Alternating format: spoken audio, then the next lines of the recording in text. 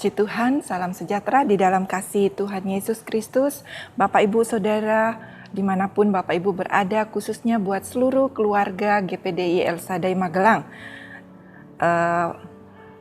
Dimanapun Bapak Ibu Saudara berada, saat ini kita akan kembali untuk merenungkan firman Tuhan lagi di Renungan 79. Dan renungan firman Tuhan saat ini saya akan beri judul Membangun Rumah Tuhan. Yang akan kita lihat dari firman Tuhan yang ditulis dalam kitab 2 Tawarik pasalnya yang ketiga, ayatnya yang pertama sampai ayatnya yang keempat. Karena bacaan Alkitab kita hari ini adalah di kitab 1 Raja-Raja pasalnya yang kelima sampai pasalnya yang keenam, dan 2 Tawarik pasalnya yang kedua dan tiga. Saya akan bacakan ayat renungan kita saat ini di 2 Tawarik pasalnya yang ketiga, ayatnya yang pertama sampai ayatnya yang keempat. Saya akan bacakan berkata demikian. Salomo mendirikan bait suci. Salomo mulai mendirikan rumah Tuhan di Yerusalem di Gunung Moria, di mana Tuhan menampakkan diri kepada Daud, ayatnya, di tempat yang ditetapkan Daud, yakni di tempat pengirikan Ornan, orang Yebus itu. Ia mulai mendirikan rumah itu dalam bulan yang kedua pada tahun keempat pemerintahannya. Inilah ukuran dasar yang dipakai Salomo untuk mendirikan rumah Allah. Panjangnya 60 hasta menurut ukuran hasta yang lama dan lebarnya 20 hasta. Balai di sebelah depan ruang besar rumah itu panjangnya 20 hasta dan menurut lebar rumah itu dan tingginya 120 hasta. Balai itu dilapisi dari dalam dengan emas murni. Puji Tuhan, sampai di sini bacaan kita. Saya akan bacakan ayat ini, di mana Bapak Ibu Saudara, kalau kita memperhatikan apa yang dicatat dalam kitab 2 Tawarik pasalnya yang kedua dan pasalnya yang ketiga ini adalah menceritakan tentang bagaimana Salomo membangun sebuah bait suci atau rumah Tuhan yang permanen di Gunung Moria untuk menggantikan kemah suci yang dibangun oleh Musa, di mana kemah suci yang bisa berpindah-pindah yang telah menyertai bangsa Israel selama mereka ada di padang gurun. Dan bait suci yang dibangun oleh Salomo ini adalah bait suci yang begitu megah dan menjadi keajaiban dari dunia pada zaman itu, yaitu pada zaman perjanjian lama. Kenapa Bapak Ibu Saudara di sini menjadikan satu keajaiban dunia pada zaman itu? Karena Salomo membangun bait suci itu dengan memakai ukuran dan bahan-bahan yang tepat dan baik. Untuk apa Salomo membangun bait suci? Itu supaya orang dapat melihat dan mengingat keagungan, kebaikan, kebesaran, keagungan dan kebesaran Tuhan di dalam rumahnya, di dalam bait Allah. Dan bait Allah itu adalah tempat di mana umat Allah bisa bertemu dengan Tuhan. Dan bait Allah yang dibangun dibangun pada zaman itu adalah bait tempat di mana Allah ada, di mana orang bisa berjumpa dengan Tuhan karena di sana ada Tuhan. Nah, Bapak Ibu Saudara yang kekasih di dalam Tuhan, di sini bait suci atau rumah Allah adalah tempat di mana Tuhan ada, di mana Tuhan tinggal. Dan bait suci ini sangat penting untuk dibangun pada zaman itu. Supaya apa? Supaya umat Tuhan dapat berhimpun dan umat Tuhan dapat berjumpa dengan Tuhan. Nah, Bapak Ibu Saudara yang kekasih di dalam Tuhan, kenapa di sini dikatakan membangun bait suci itu sangat penting? Karena bait suci atau rumah Tuhan itu menjadi satu tanda bahwa kita sangat membutuhkan Tuhan. Kita sangat membutuhkan kehadiran Tuhan di tengah-tengah kehidupan kita, di tengah-tengah kita. Nah, Bapak Ibu Saudara, itu sebabnya di sini betapa pentingnya kita membangun bait suci, kita membangun rumah Tuhan. Nah, bait suci di dalam perjanjian baru, Rasul Paulus katakan kepada jemaat di Korintus dalam suratnya di 1 Korintus pasalnya yang ketiga ayatnya yang ke-16, di sana dikatakan, tidak tahukah kamu bahwa kamu adalah bait Allah dan roh Allah diam di dalam kamu? Dalam terjemahan lama dikatakan bahwa tidak tahukah kamu bahwa tubuhmu adalah bait Allah dan roh Allah Roh Allah tinggal di dalam kamu. Nah, Bapak Ibu Saudara yang kekasih di dalam Tuhan, membangun bait suci dalam pengertian rohani adalah membangun tubuh rohani kita, membangun hidup rohani kita agar supaya Tuhan itu tinggal di dalam kita, tinggal di dalam hidup kita, dan hidup kita menjadi kemuliaan bagi Tuhan, kemuliaan bagi nama Tuhan dan orang lain.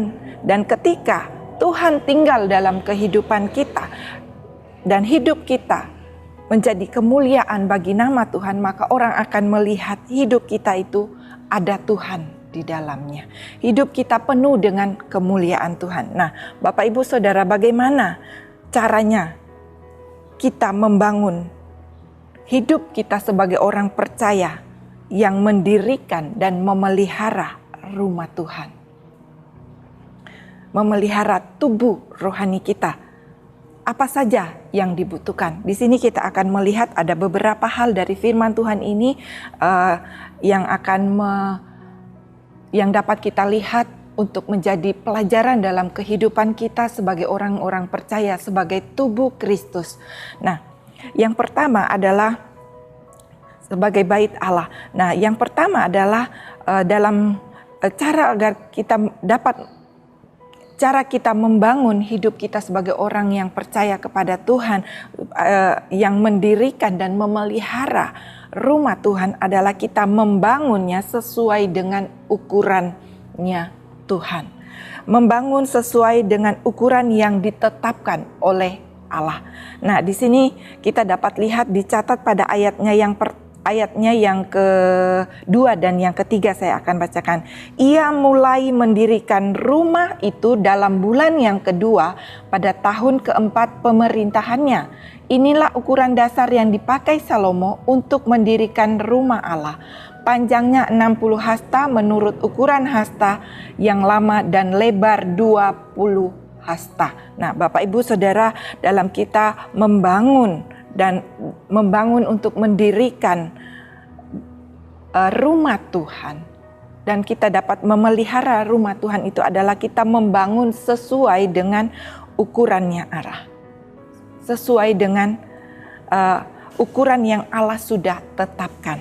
Dan ketika kita hidup menurut kehendak Tuhan, kita hidup menurut perintah-perintah Tuhan yang Tuhan sudah tetapkan dalam hidup kita, itu berarti kita sedang membangun rumah Tuhan dalam hidup kita ini. Itu sebabnya Bapak Ibu Saudara, mari kita mau terus membangun kehidupan rohani kita sebagai orang-orang yang percaya kepada Tuhan, agar supaya Allah tetap tinggal dalam hidup kita dan hidup kita menjadi kemuliaan bagi nama Tuhan. Dan yang kedua di sini adalah bagaimana caranya, bagaimana cara kita dapat membangun rumah Tuhan. Yang pertama, dengan cara bagaimana kita dapat membangun Tuhan, kita dapat memelihara rumah Tuhan itu. Yang kedua di sini kita baca pada ayatnya yang keempat, dikatakan balai di sebelah depan ruang besar rumah itu panjangnya 20 hasta menurut lebar rumah itu dan tingginya 120 hasta. Balai itu dilapisi dari dalam dengan emas. Nah, Bapak Ibu Saudara, dilapisi dengan emas murni. Emas murni di sini berbicara tentang kemurnian. Kemurnian hidup kita. Hidup kita sebagai orang percaya harus hidup dengan hati nurani yang murni, hati yang bersih di hadapan Tuhan. Itu sebabnya Rasul Paulus katakan di dalam Kisah Para Rasul pasalnya yang ke-24 ayatnya yang ke-16, Kisah Para Rasul 4 ayat yang ke-6. Sebab itu aku senantiasa berusaha untuk hidup dengan hati nurani yang murni di hadapan Allah dan manusia. Biarlah kehidupan kita senantiasa murni di hadapan Allah dan manusia. Dalam kita membangun kehidupan rohani kita, dalam kita membangun bait Allah, tubuh Allah, kita membangun bait Allah, rumah Tuhan dalam hidup kita. Kita hidup dengan memiliki hati nurani yang suci dan murni. Yang ketiga adalah kita memakai yang ketiga dalam kita merawat dan membangun bait suci adalah memakai kayu sanobar. Ayatnya yang kelima dikatakan ruang besar dipapani dengan kayu sanobar. Kayu itu disaputnya dengan emas tua, kemudian dipasangnya pohon korma dan untayan rantai di atasnya. Kayu sanobar di sini berbicara tentang keteguhan hati. Hati yang harus teguh, kuat di dalam Tuhan. Dalam kita membangun hidup kita, dalam kita membangun hidup rohani kita, dalam kita membangun rumah Tuhan di dalam tubuh kita ini adalah kita memiliki hati yang kuat, hati yang teguh, tidak mudah goyah dengan masalah apapun. Ketika kita menghadapi masalah apapun, ketika kita menghadapi masalah, kita tidak akan mudah digoyahkan.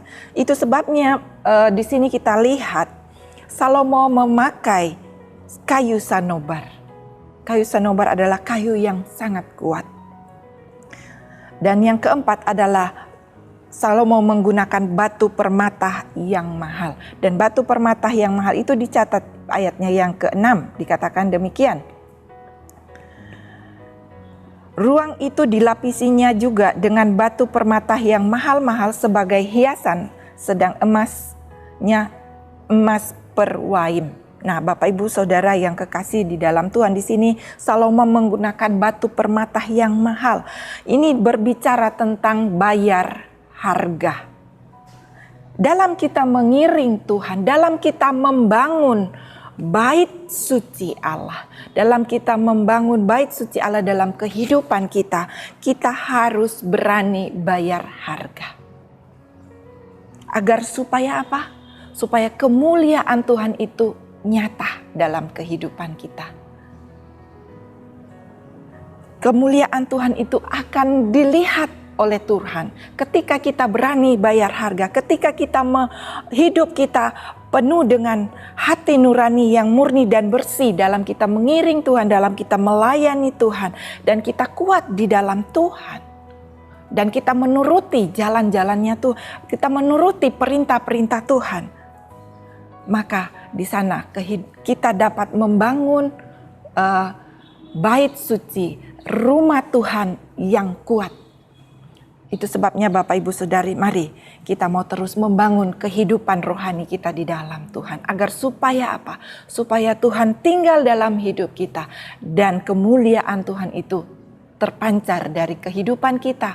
Dan orang lain dapat melihat Allah ada di dalam hidup kita. Puji Tuhan, kiranya Tuhan memberkati renungan kita pada firman Tuhan pada saat ini, dan mari kita mau berdoa dan menyerahkan hidup kita kepada Tuhan. Bapa yang ada dalam sorga, kami bersyukur buat kemurahan Tuhan, kasih Tuhan yang sudah menyertai kehidupan kami, menolong kami sehingga kami boleh ada sampai saat ini, kami dapat menikmati firman-Mu. Dan biarlah firman-Mu ini terus bekerja dalam hidup kami, dimeteraikan dalam hidup kami, agar supaya kehidupan kami senantiasa dibangun di dalam Engkau Tuhan. Engkaulah Tuhan Allah, Engkaulah yang telah menjadikan langit dan bumi dengan kekuatan-Mu yang besar dan dengan lengan-Mu yang terentang. Tiada suatu apapun yang mustahil untuk-Mu. Dan kami percaya Tuhan sebagai jemaat GPDI El Shaddai Magelang, Tuhan ada bersama-sama dengan kami. Itu sebabnya Tuhan yang akan terus bekerja dan menopang setiap kehidupan kami dalam kami mengiring Engkau. Terima kasih Tuhan. Di dalam nama Tuhan Yesus Kristus kami mengucap syukur. Haleluya. Amin. Puji Tuhan.